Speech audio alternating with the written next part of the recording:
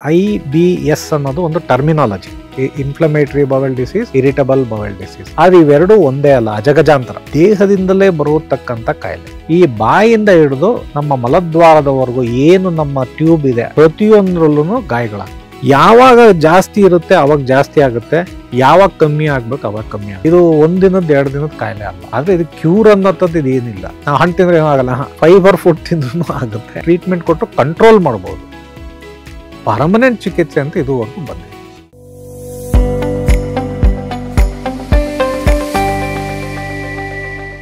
ವೀಕ್ಷಕರೇ ನಮಸ್ಕಾರ, ನೀವು ನೋಡ್ತಾ ಇದ್ದೀರಾ ಡಾಕ್ಟರ್ ಬಾಸ್. ನಾನು ಅಪೇಕ್ಷಾ ಜೈನ್.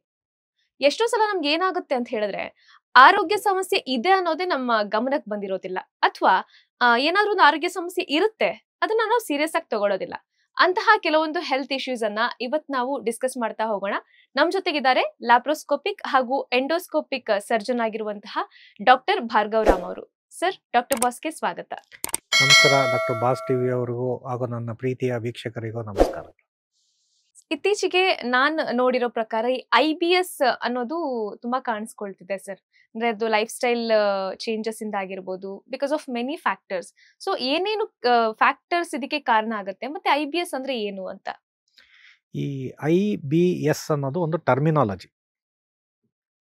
ಅದಕ್ಕೆ 2 ಥರ ಮೀನಿಂಗ್ ಬರುತ್ತೆ. ಒಂದು ಬಂದ್ಬಿಟ್ಟು ಇನ್ಫ್ಲಮೇಟರಿ ಬವೆಲ್ ಡಿಸೀಸ್ ಅಂತ. ಇನ್ಫ್ಲಮೇಟರಿ ಬವೆಲ್ ಡಿಸೀಸ್ ಅಂತ ಅಂದ್ರೆ ಬರೀ ಉರಿ ಬರೋದು ಅಷ್ಟೇ, ಬೇರೆ ಇನ್ನೇನು ಚೇಂಜಸ್ ಬರಲ್ಲ ದೇಹದಲ್ಲಿ. ಸಣ್ಣ ಪುಟ್ಟ ಅಲ್ಲಿ ಇಲ್ಲಿ ಊತ, ಗಾಯ ಆಗೋದು ಬಿಟ್ರೆ ಏನೂ ಆಗಲ್ಲ. ಇನ್ನೊಂದು ಕಾಯಿಲೆ ಬರೋದು ಇನ್ಫ್ಲಮೇಟರಿ ಬವೆಲ್ ಡಿಸೀಸ್ ಅಂತ. ಎರಡನ್ನೂ IBD ಅಂತಾನೆ ಕರೀತಾರೆ. Inflammatory bowel disease, irritable bowel disease, ಎರಡನ್ನೂ. ಆದ್ರೆ ಇವೆರಡೂ ಒಂದೇ ಅಲ್ಲ, ಅಜಗಜಾಂತರ. ಒಂದಕ್ಕೊಂದು ಸಂಬಂಧನೂ ಇಲ್ಲ. ಇನ್ಫ್ಲಮೇಟರಿ ಬವೆಲ್ ಡಿಸೀಸ್ ಅಂದ್ರೆ ಎರಡು ಕಾಯಿಲೆಗಳು ಅದರಲ್ಲಿ ಪ್ರಮುಖವಾಗಿ ಬರ್ತದೆ. ಒಂದು ಕ್ರಾನ್ಸ್ ಡಿಸೀಸ್, ಒಂದು ರಿಜಿಯೋನಲ್ ಐಲಿಯೈಟಿಸ್ ಅಂತ. ಇದು ದೇಹದಿಂದಲೇ ಬರತಕ್ಕಂಥ ಕಾಯಿಲೆ. Genetically determined auto immune diseases ಅಂತ ಕರಿತೀವಿ. ಇದು ನಮ್ಮ ದೇಹದ ಒಂದು ಯಾವ ರೀತಿ ನಾವು ಹುಟ್ಟಿ ಬೆಳೆದಿಂದ ಬಂದು ಅದರಲ್ಲಿರೋಂಥ ಡಿಫೆಕ್ಟ್ ಇಂದ ಬರತಕ್ಕಂಥ ಕಾಯಿಲೆ, ಜೆನೆಟಿಕಲಿ ಬರೋದು ಆಟೋ ಇಮ್ಯೂನ್ ಡಿಸೀಸಸ್ ಅಂತ ಕರಿತೀವಿ ಇದನ್ನ. ಈ ಆಟೋ ಇಮ್ಯೂನ್ ಡಿಸೀಸ್ ಅಲ್ಲಿ ನಾವು 2 ಥರ ಬರುತ್ತೆ. ನಾನು ಆಗ್ಲೇ ಹೇಳ್ದಂಗೆ, ಇದು ಇನ್ಫ್ಲಮೇಟರಿ ಬವೆಲ್ ಡಿಸೀಸ್, ಇರಿಟಬಲ್ ಅಲ್ಲ, ಕನ್ಫ್ಯೂಸ್ ಮಾಡ್ಕೋಬಾರ್ದು. ಇರಿಟಬಲ್ ಬೇರೆ, ಇನ್ಫ್ಲಮೇಟರಿ ಬೇರೆ. ಇನ್ಫ್ಲಮೇಟರಿ ಬವೆಲ್ ಡಿಸೀಸ್ ಅಂದ್ರೆ ಒಂದು ಕ್ರಾನ್ಸ್ ಡಿಸೀಸು, ಇನ್ನೊಂದು ರಿಜಿಯೋನಲ್ ಐಲಿಟಿಸ್.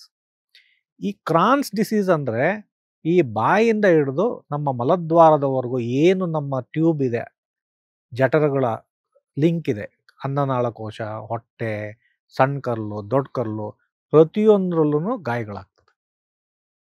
ಇದನ್ನ ನಾವು ಕ್ರಾನ್ಸ್ ಡಿಸೀಸ್ ಅಂತ ಕರಿತೀವಿ. ಇನ್ನೊಂದು ರಿಜಿಯೋನಲ್ ಐಲಿಯೈಟಿಸ್ ಅಂತ.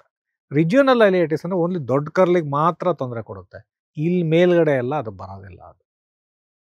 ಸೊ ಈಗ ಕ್ರಾನ್ಸ್ ಡಿಸೀಸ್ ತಗೊಂಡಾಗ ನಮಗೆ ಗಾಯಗಳು ಮೇಲಿಂದ ಕೆಳಗಡೆ ಹೊಟ್ಟೆ ಒಳಗಡೆ ಎಲ್ಲ ಕರ್ಲುಗಳ ಗಾಯಗಳಾಗಿರೋದ್ರಿಂದ ಅವ್ರಿಗೆ ಅವಾಗ ಪದೇ ಇದು ಜೆನೆಟಿಕಲಿ ಬಂದಿರೋದ್ರಿಂದ ಆಟೋ ಇಮ್ಯೂನ್ ಡಿಸಾರ್ಡರ್ ಆಗಿದ್ರೆ ನಮ್ಮ ದೇಹನೇ ನಮ್ಮ ಜೊತೆಯಲ್ಲಿ ಹೊಡೆದಾಡೋದು ಡಿಫೆಕ್ಟಿಂದ. ಅದರಿಂದ ಗಾಯ ಆಗೋದ್ರಿಂದ ಏನಾಗುತ್ತೆ, ಅವನಿಗೆ ಹೊಟ್ಟೆ ನೋವು, ವಾಂತಿ ಆಗೋದು, ಬೇದಿ ಆಗೋದು, ಕರ್ಲ್ ಹಿಂಡೋದು, ನೋವಾಗೋದು. ಇದು ಯಾವಾಗ ಜಾಸ್ತಿ ಇರುತ್ತೆ ಅವಾಗ ಜಾಸ್ತಿ ಆಗುತ್ತೆ, ಯಾವಾಗ ಕಮ್ಮಿ ಆಗ್ಬೇಕು ಅವಾಗ ಕಮ್ಮಿ ಆಗುತ್ತೆ. ಅದೇ ಕಮ್ಮಿ ಆಗುತ್ತೆ, ಒಂದೇ ಸಮಯ ಇರಲ್ಲ. ಕೆಲವು ಸತಿ ಜಾಸ್ತಿ ಇರುತ್ತೆ, ಕೆಲವು ಸತಿ ಕಮ್ಮಿ ಇರುತ್ತೆ. ಮತ್ತು ಇದು ಯಾವ ಮಟ್ಟದಲ್ಲಿ ಕಾಯಿಲೆ ಹೋಗಿದೆ ಅಂತ, ಕೆಲವರಿಗೆ ಲೈಟ್ ಆಗಿರುತ್ತೆ, ಕೆಲವ್ರಿಗೆ ತೀವ್ರವಾಗಿರುತ್ತೆ. ಇದು ಕ್ರಮೇಣ ಹೋಗುತ್ತೆ ಇದು ಕಾಯಿಲೆ. ಇದು 1 ದಿನದ 2 ದಿನದ ಕಾಯಿಲೆ ಅಲ್ಲ, ಇದು ವರ್ಷಗಟ್ಟಲೆ ಬರುತ್ತೆ. ಒಂದು 10 ವರ್ಷ, 15 ವರ್ಷ, 20 ವರ್ಷ ಹಿಂಗೆ. ಅದು ಹೋದಂಗೆಲ್ಲ ಕರ್ಲುಗಳು ಸಣ್ಣದಾಗ್ತಾ ಹೋಗುತ್ತೆ. ಆವಾಗ ಕರ್ಲ್ ಕಟ್ಕೊಳ್ಳೋ ಸಂಬಂಧಗಳು, ಪ್ರಾಬ್ಲಮ್ಗಳು ಸ್ಟಾರ್ಟ್ ಆಗ್ತದೆ. ಆವಾಗ ನಾವೇನು ಮಾಡ್ತೀವಿ, ಶಸ್ತ್ರಚಿಕಿತ್ಸೆ ಮಾಡೋದು, ಕತ್ತರಿಸೋದು, ಆಪ್ರೇಷನ್ ಮಾಡೋದು, ಕರ್ಲ್ನ ಜೋಡಿಸೋದು, ಇದೆಲ್ಲ ಮಾಡ್ತೀವಿ. ಆದರೆ ಇದು ಕ್ಯೂರ್ ಅನ್ನೋಂಥದ್ದು ಇದೇನಿಲ್ಲ. ತಡೆಗಟ್ಟಲಿಕ್ಕೆ, ಹೌದೌದು, ತಡಲಿಕ್ಕೆ ಇದಕ್ಕೆ ಮಾತ್ರೆ ಔಷಧಿಗಳು ಮಾತ್ರ ಸಾಧ್ಯ. ಇದು ಯಾವ ಆಹಾರದಿಂದ ಬರ್ತದೆ, ಅದು ತಿಂದರೆ ಬಂದ್ಬಿಡುತ್ತೆ, ಇದು ತಿಂದರೆ ಬಂದ್ಬಿಡುತ್ತೆ ಅನ್ನೋದಕ್ಕೂ ರಿಲೇಟೆಡ್ ಇಲ್ಲ. ತಿಂದರೆ ಕೆಲವು ಆಹಾರದಿಂದ ಜಾಸ್ತಿ ಆಗುತ್ತೆ, ಕೆಲವು ಹಣ್ಣು ತಿಂದ್ರೂ ಜಾಸ್ತಿ ಆಗುತ್ತೆ. ನಾವು ಹಣ್ಣು ತಿಂದರೆ ಏನೂ ಆಗಲ್ಲ, ಫೈಬರ್ ಫುಡ್ ತಿಂದ್ರೂ ಆಗುತ್ತೆ. ಕೆಲವು ಸತಿ ನಾವು ಈ ಬೇರೆ ಆಹಾರ ಪದಾರ್ಥಗಳು, ಈಗ ನಾವು ಏನು ರುಟೀನಾಗಿ ನಾವು ಊಟ ಮಾಡ್ತಿರ್ತೀವಿ, ಕಾಳು, ಸೊಪ್ಪು, ಅದರಿಂದನೂ ತೊಂದರೆಗಳು. ಅವ್ನು ಏನು ತಿಂದ್ರೂ ಅದಾಗುತ್ತೆ. ಅವನೇ ಅರ್ಥ ಮಾಡ್ಕೋಬೇಕು, ನನಗೆ ಏನು ತಿಂದರೆ ಕಮ್ಮಿ ಇರುತ್ತೆ ಅದನ್ನು ಮಾತ್ರ ಅವ್ನು ತಗೊಂಡ್ರೆ ಒಳ್ಳೇದು. ಇದನ್ನು ಡಾಕ್ಟ್ರ್ ಹೇಳಲಿಕ್ಕೆ ಬರಲ್ಲ, ನಿನ್ಗೆ ಯಾವ್ದು ತೊಗೋಬೇಕು, ಯಾವ್ದು ಡಿಸೈಡ್ ಮಾಡು ಅಂತ. ಅವನೇ ಡಿಸೈಡ್ ಮಾಡಬೇಕು. ಈಗ ನಾನು ತಿಂತಾ ಇದ್ದೀನಿ, ಇದು ನನಗೆ ಚೆನ್ನಾಗಿದೆ ಅಂದರೆ ಅದನ್ನ ತೊಗೋಬೋದು. ಇದು ತಿಂದರೆ ಜಾಸ್ತಿ ಆಗ್ತಾ ಇದೆ ಅಂದರೆ ಕಷ್ಟ. ಆದರೆ ನೀವು ಏನೇ ತಿಂದ್ರೂ ಒಂದೊಂದು 6 ತಿಂಗಳಿಗೆ ಜಾಸ್ತಿ ಆಗುತ್ತೆ, ಒಂದು 6 ತಿಂಗಳಿಗೆ ಕಮ್ಮಿ ಆಗುತ್ತೆ. ಇಂಟೆನ್ಸಿಟಿ ಹಾಗೇನೆ ಇದೆ. ಕೆಲವ್ರಿಗೆ ಹಿಂಗೆ ಮೆಡಿಸಿನ್ ಕೆಲವು ಬರ್ತದೆ ನಮ್ಮಲ್ಲಿ. ಮೆಬಾಸ್ಪಾ ಅಂತ ಕೊಡ್ತೀವಿ, ಮೆಬಾವರಿನ್ ಅಂತ ಕೊಡ್ತೀವಿ ಕರ್ಲ್ನ ರಿಲ್ಯಾಕ್ಸ್ ಮಾಡಲಿಕ್ಕೆ. ಮತ್ತು ಕೆಲವು 5-ಅಮೈನೋ ಸ್ಯಾಲಿಸಿಲಿಕ್ ಆ್ಯಸಿಡ್ ಟ್ರೀಟ್ಮೆಂಟ್ಸ್ ಕೊಡ್ತೀವಿ. ಮತ್ತು ಈಗೆಲ್ಲ ಅಡ್ವಾನ್ಸ್ಡ್ ಇಮ್ಯುನೋಥೆರಪೀಸ್ ಎಲ್ಲ ಬಂದಿದೆ. ಅವೆಲ್ಲ ತೊಗೊಂಡು ಸ್ವಲ್ಪ ಕಂಟ್ರೋಲ್ ಆಗುತ್ತೆ, ನೋವು ಗೀವು ಎಲ್ಲ ಕಂಟ್ರೋಲ್ ಆಗುತ್ತೆ. ಹಂಗಂದರೆ ಅವನು ಹಂಗೆ ಕಷ್ಟ ಅನುಭವಿಸ್ಬೇಕು ಅನ್ನೋದೇನಿಲ್ಲ.